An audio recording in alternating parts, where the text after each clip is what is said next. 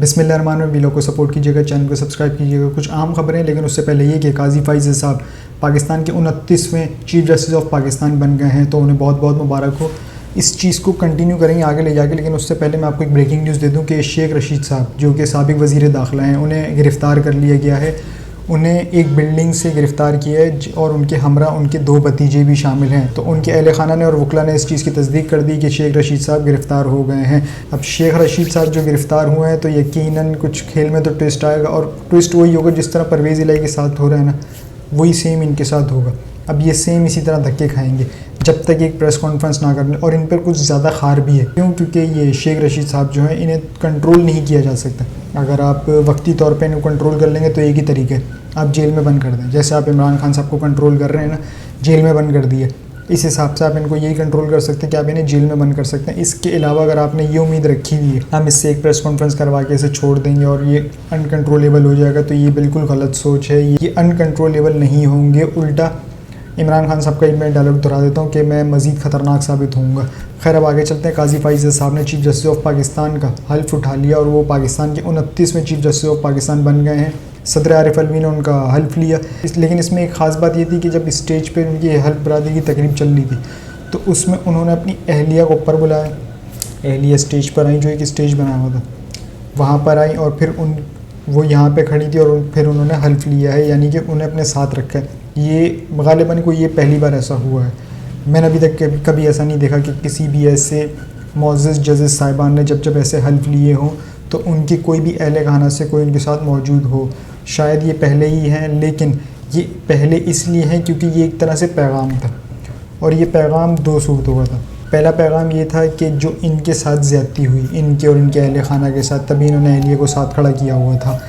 تو یہ اس چیز کا پیغام تھا کہ دیکھیں اب ہم آ گئے ہیں. لیکن اس چیز کو میں آگے لے جانے سے پہلے ایک بریکٹ میں بات کر دوں کہ ٹھیک ہے ان کے ساتھ زیادتی ہوئی ہے, لیکن وہ زیادتی کس نے کی یہ عمران خان صاحب نے بتا چکے ہیں کہ بھائی اس کے پیچھے میں نہیں تھا. وہ جنرل فیض کے حوالے سے کہہ چکے ہیں کہ انہوں نے ریفرنس بھیجا تھا, باجوہ کے نام لے چکے ہیں کہ انہوں نے, یعنی ہمارے سابق آرمی چیف صاحب کے, انہوں نے یہ ریفرنس بھیجے تھے. میری طرف سے اس میں کوئی بھی عمل دخل نہیں تھا. ہینڈل جس نے کیا تھا وہ تھے فروغ نسیم صاحب, اور ان کا جس جماعت سے تعلق ہے یاد رکھیے گا, اس جس جماعت سے ان کا تعلق ہے نا, MKM پاکستان. جب عمران خان صاحب کے دور حکومت میں فروغ نسیم صاحب یعنی کہ اٹارنی جنرل تھے, تو اس ٹائم پر MKM نے ان سے لا تعلقی کا اعلان کر دیا تھا کہ یہ ہماری جماعت کا تو ہے ہی نہیں. یہ ہو گئی پہلی بات. اور اس کے بعد پھر ریفرنس بھیجا گیا. جب ریفرنس بھیجا گیا تو ریفرنس بھی فائل انہوں نے ہی کیا تھا.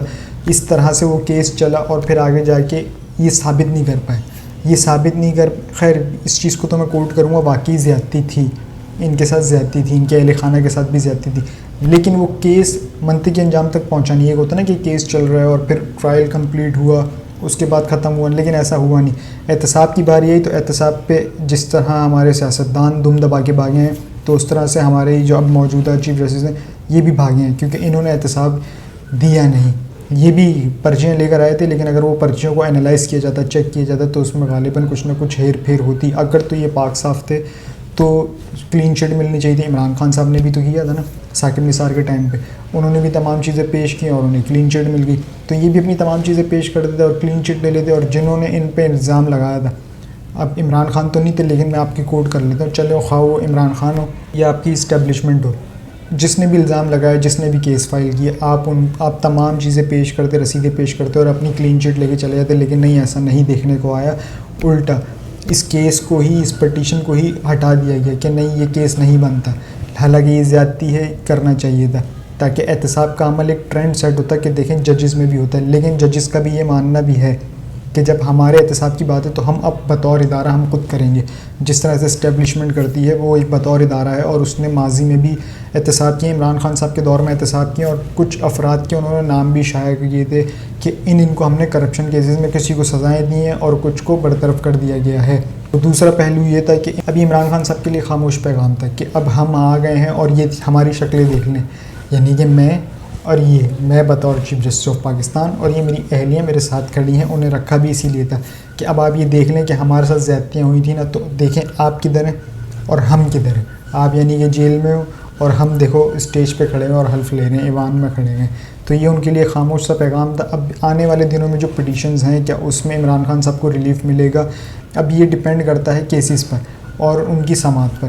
اگر تو یہ آئین اور قانون کے مطابق چلے سب کچھ تو دیکھنا ہوگا کہ یہ کس حساب سے فیصلہ کرتے ہیں. لیکن میرا ذاتی خیال یہ ہے کہ یہ متنازع تو ہو چکے ہیں, اب ان کے فیصلے بڑے اہمیت کے حامل ہوں گے. وہ یوں کیونکہ اگر ان کا چھوٹا سا بھی نیگیٹو فیصلہ ہوا نا, جیسے مثال کے طور پہ عمران خان صاحب پہ ایک کیس فائل ہوتا ہے سائفر کا, اور یہ کہا جاتا ہے کہ جو عمران خان صاحب نے جلسے میں خط لہرایا تھا وہ اصلی سائفر تھا.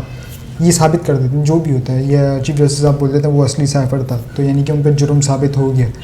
لیکن اب اسی چیز کا دوسرا پہلو یہ ہے کہ وہ سائفر تو نہیں تھا. سلیم صحافی نے کیا کہا, سائفر تو پیلے رنگ کا ہوتا. اکارڈنگ ٹو وزیر خارجہ, سائفر کی اوریجنل چیز کہاں ہے؟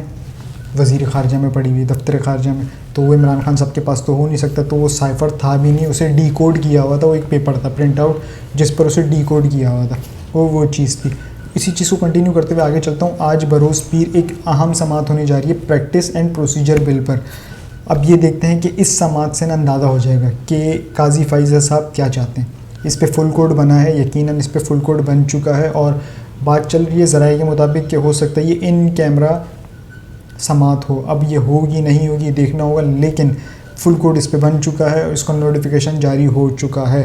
اب اس چیز میں کیوں کہہ رہا ہوں کہ یہ بڑا اہمیت کا حامل ہوگا, کیونکہ اب جنہوں نے یہ ترامیم کی تھی نا, یاد رکھیے گا کورم پورا نہیں تھا, یعنی کہ اسمبلی کا کورم پورا نہیں تھا, اور انہوں نے ایک قانون بنا دیا تھا. تو پہلی قانون کی خلاف ورزی تو یہی ہو جانی چاہیے کہ دیکھیں کورم پورا نہیں ہے اور آپ نے یہ کر دیا. اور عمر عطا بندیال صاحب جو سابق چیف جسٹس ہیں, انہوں نے پہلے ہی کہہ دیا تھا کہ یہ اختیار جو ہے ہم ججز کا ہے, یہ عدالتی اختیار ہے, تو اس میں ہم خود دیکھیں گے. تو اس چیز کو کنٹینیو کرتے ہوئے جب جتنی بھی سماعت ہو رہی تھی سابق چیف جسٹس کے دور میں, تو اس میں یہ شریک نہیں ہو رہے تھے قاضی فائز صاحب. وہ یوں نہیں ہو رہے تھے, کہہ رہے تھے کہ سب سے پہلے اس پہ فیصلہ جاری کریں, اور انہوں نے اس پر فیصلہ جاری نہیں کیا, جو کہ ایک زیادتی ہے. انہیں اس پہ فیصلہ جاری کرنا چاہیے تھا. انہوں نے اس کی غالباً کچھ سماعتیں کی, پھر اسے غیر معینہ مدت کے لیے ٹھوک دیا پیچھے. اب آتے کے ساتھ ہی انہوں نے سب سے پہلا کیس یہی سننے جا رہے ہیں, اور جس طرح یہ اور جیسے ہی انہوں نے حلف اٹھایا تو اس کے غالباً گھنٹے 1.5 گھنٹے بعد انہوں نے عام تعیناتیاں کر دی سپریم کورٹ میں. اب آ جائیں تو تھوڑا سا سیاست پہ. تو سیاست میں یہ ہے کہ ایک چیز تو سچ ثابت ہو گئی کہ یہ صرف یہاں پر ہوتے ہیں تو صرف حکومت کرنے کے لیے. اگر حکومت یہاں نہیں ہے تو انہوں نے یہاں رہنا بھی نہیں ہے, اور انہوں نے باہر چلے جانا ہے. اور رہا سوال, ایک چیز میں اور ایڈ کر دوں بریکٹ میں, وہ یہ چیز کہ ان کے دل میں کتنا درد تھا جب یہ حکومت میں تھے, کہ یعنی کہ آخری دنوں میں کہ ہم اوورسیز کے لیے بہت سہولتیں فراہم کریں گے, اوورسیز چاہیے ہمیں ڈالرز بھیجے. کیوں؟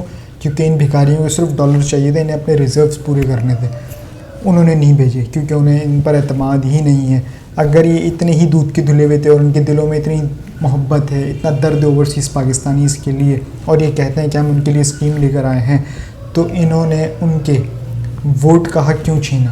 عمران خان صاحب نے ان کے ووٹ کا حق دیا, اور انہوں نے آ کے ہی سب سے پہلا کام اسے پھڑکا دیا, یعنی کہ انہوں نے ان کا ووٹ کا حق ہی چھین لیا. یہ اتنا ان کے دل میں درد ہے کہ ان کو کہا ہے کہ بھائی تم پاکستانی ہی نہیں ہو, تم ووٹ شوٹ نہیں ڈال سکتے, تم جب یہاں ہوگے تو ووٹ ڈال لینا, اور وہاں ہو تو پھر وہیں پہ ہی رہو.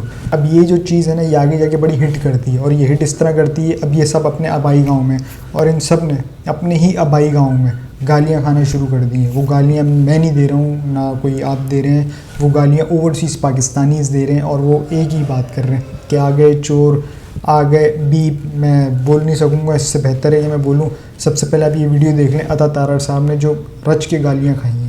bastard دلہ رامی پین چود گنجے کے گھر جا رہے مریم سے ملنے, fucking all in bread bastard. کدھر ہوا کدھر گئی تیری پین چود دلے؟ پین چودوں نے ملک کی ماں یہ کے رکھ دیا گنڈوا تم لوگوں نے.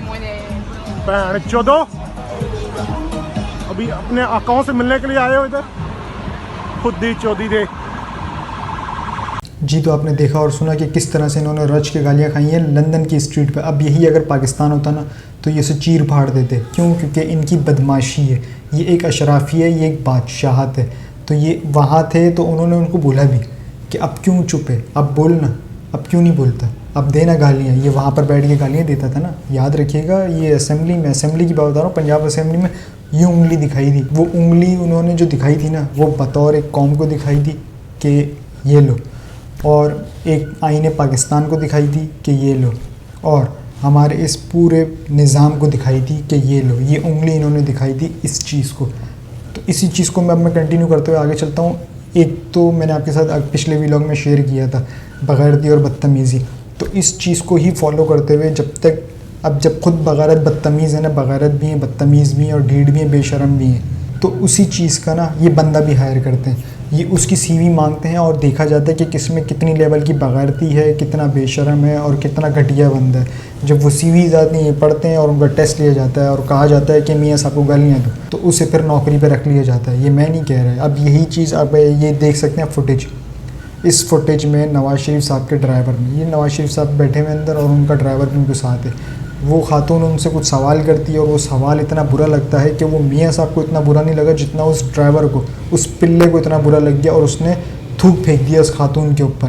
تو یہ ان کی تربیت ہے، یہ تربیت ان کے خون میں بسی ہوئی. اب ڈرائیور تو ان کا کوئی خاندان سے ہے نہیں، تو خون میں تو یہ ان کے بھری ہوئی ہے. تو ادھر کہاں سے آئی ہے؟ اب یہ پتہ کرنا پڑے گا کیا یہ ڈرائیور ناجائز تو نہیں. اس چیز پہ تحقیقات ہونی چاہیے. میری تو درخواست ہے لندن کی انتظامیہ سے کہ خدا را اس کا ڈی این اے کرائیں اور اسے پتہ کریں کہ کیا اس میں پٹواری کا خون دوڑتا ہے یا نہیں دوڑتا.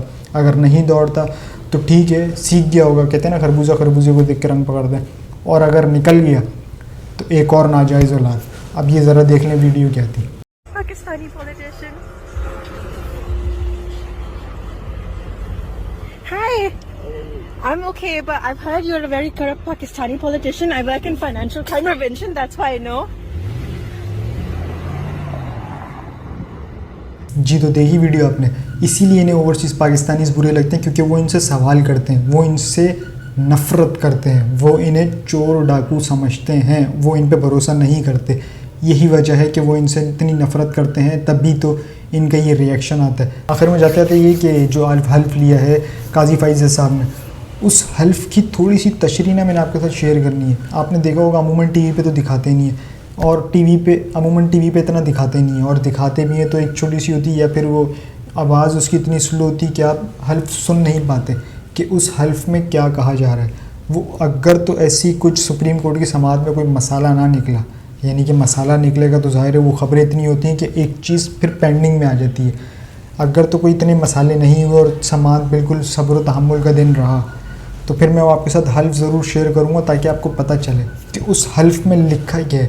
اور یہ سب لیتے ہیں، یعنی کہ آپ کے آرمی چیف بھی لیتے ہیں، آپ کے صدر پاکستان لیتے ہیں، پرائم منسٹر لیتے ہیں، چیف جسٹس آف پاکستان لیتے ہیں، تمام پبلک آفس ہولڈر سب حلف لیتے ہیں.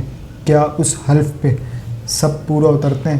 یہ ایک سوالیہ نشان ہے. لیکن اب وہ حلف کیا ہے وہ اگلے ویلاگ میں آپ کے ساتھ ضرور شیئر کروں. اب تک کے لیے اتنا ہی. جی اپنا اور اس چینل کا خیال رکھیے گا. چینل کو سبسکرائب ضرور کیجیے گا. اللہ حافظ.